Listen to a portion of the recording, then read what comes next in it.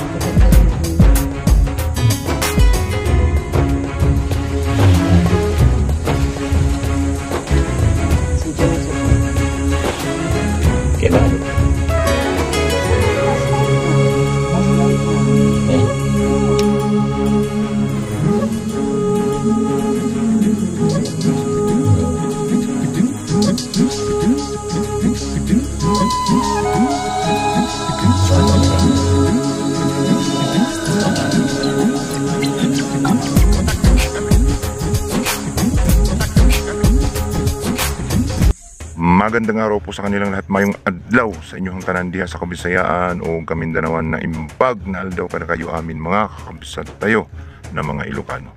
May adna adlaw sa inyo tanan dira sa Bacolod kag Iloilo sa aton mga kauturan ng mga Ilonggo. Assalamualaikum warahmatullahi ta'ala wa barakatuh. Luzon, Visayas, Mindanao hanggang Sabah. Tayo na naman po ay magbabalik sa isa na naman pong napakagandang topic natin pong pag-uusapan ngayon. Tungkol na naman po ito sa Yamashita Treasure Hunting. At ang ating topic na pag-uusapan ay ito pong video na isinyer sa atin mga larawan na palatandaan sa Yamashita Treasure na kung saan number 7 na nakaukit sa bato. Alam kong marami sa inyo ang nag-aabang tungkol po dito sa mga sign markers na number 7. Ano ba ang pinakamalapit nitong kahulugan ayon po sa Yamashita Treasure Code at sa ilan po sa karanasan ng ating mga ka-treasure hunter na nakakuha ng Yamashita Treasure dito po sa sign na number 7. Kaya tutukan po ninyo ito. Pero bago yan, tayo po muna ay magpapasalamat sa lahat po ng ating mga subscribers, bashers, haters sa patuloy po ninyong pagsuporta, panonood po sa aking mga videos. Sa hindi pa nakapag-subscribe, pakipindot na lamang po ang subscribe button sa ibaba at ang notification bell para updated po kayo sa mga susunod kong i-upload. At bilang suporta po yan sa aking channel, paki-follow na rin po ang aking Facebook page, Yusuf Yamato po. Isa na naman pong nakakamanghang mga larawan, video na nabidyohan ng atin pong mga ka-treasure hunter sa iba't ibang lugar sa bansang Pilipinas. Ito po ay hindi lamang nag-iisa, ito pong mga number 7 na mga nakaukit sa bato, iba't ibang lugar po ito. So ayon po, unahin po natin ang number 7 na tuklas po ng ating ibang ka-treasure hunter. Ang number 7 na natuklasan nila ay mga gold bars at gold coins. May mga kagamitan katulad po ng mga helmet at may nakahalong mga bungo, mga buto ng tao. Ito po ay nakuhanan ng Yamashita Treasure sa Luzon na kung saan number 7 ang markers.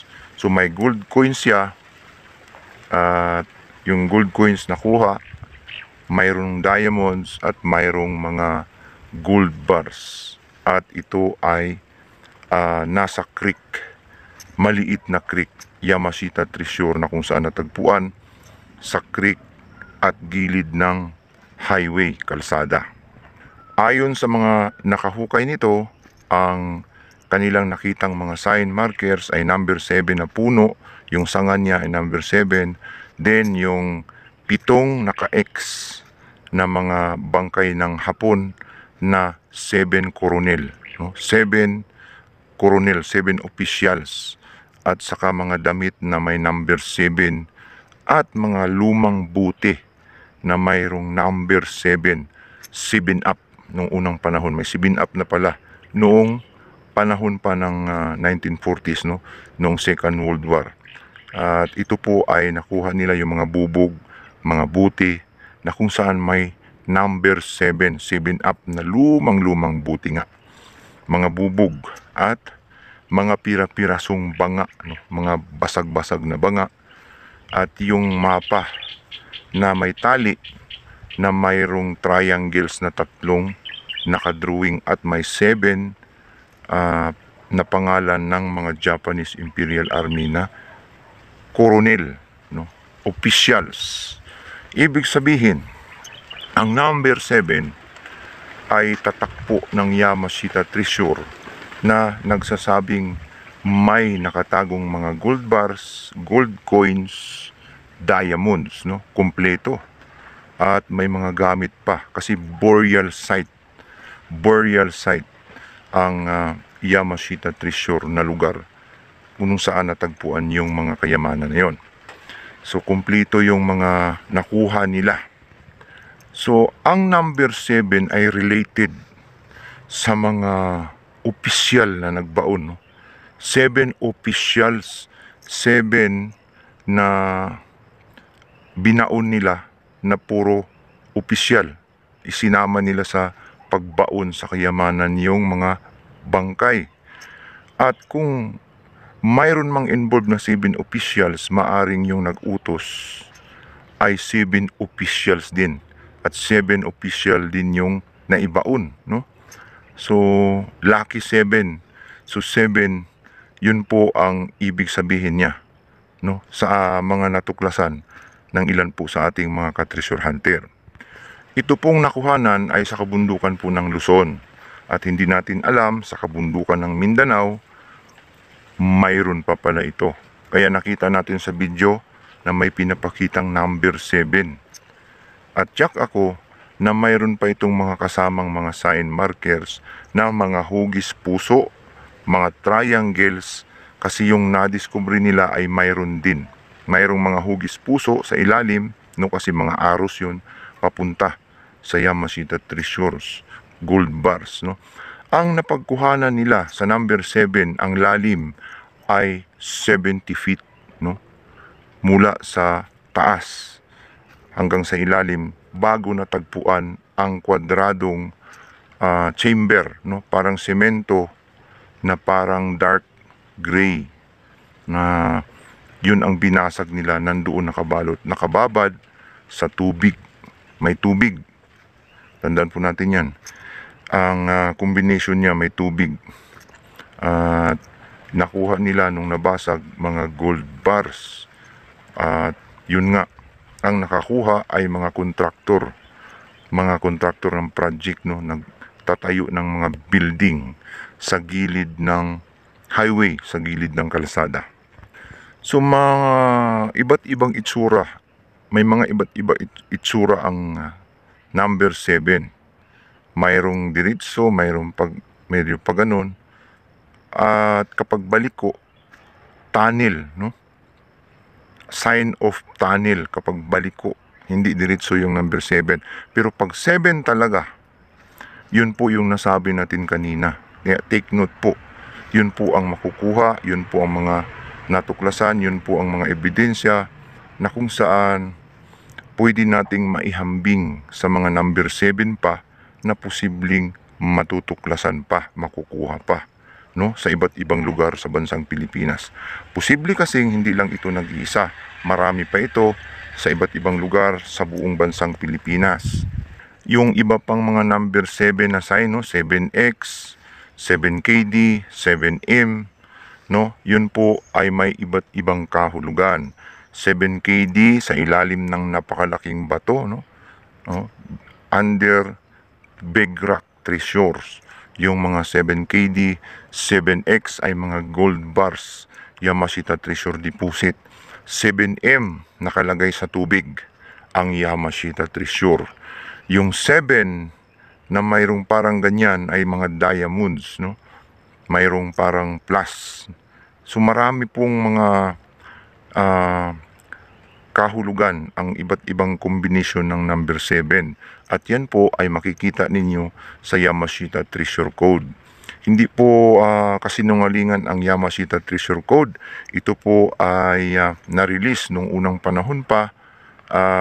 Galing po yun sa kanji letters na na-translate lamang sa mga English, sa mga treasure hunter nung nauna. Kaya na-expose na kasi ngayon sa Google, no? At may mga libro pa na mga hindi pa naisisiwalat sa online sa Google na hawak ng mga matatanda na mga treasure hunter hanggang sa ngayon.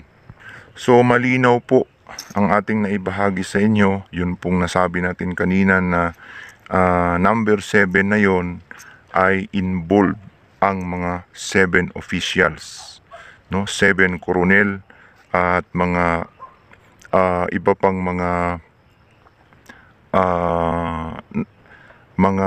taong napaslang no, na ipinabantay no, na hinalo yung mga buto ng tao na 7 piraso. So involved ang mga officials ng Japanese Imperial Army doon po sa burial site. At yun po yung mga nabanggit natin kaninang mga sign markers na yon ay legit na natuklasan, no, mula po sa Yamashita Treasure Hunting ng iba sa ating mga kababayang Yamashita Treasure Hunter, no, dito sa Luzon. At sabi ko nga, maaring marami ito.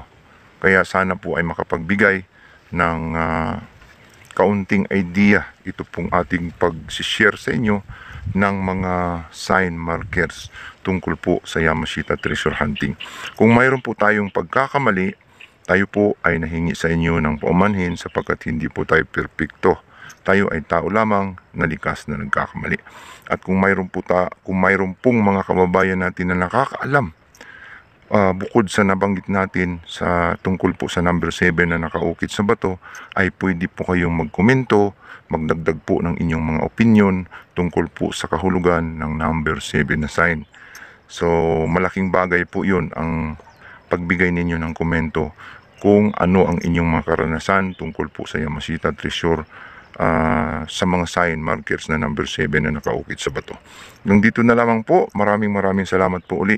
Ito po ang inyong ka-treasure hunter nagsasabing kapag tayo po ay naghahanap, tiyak na tayo ay makakahanap.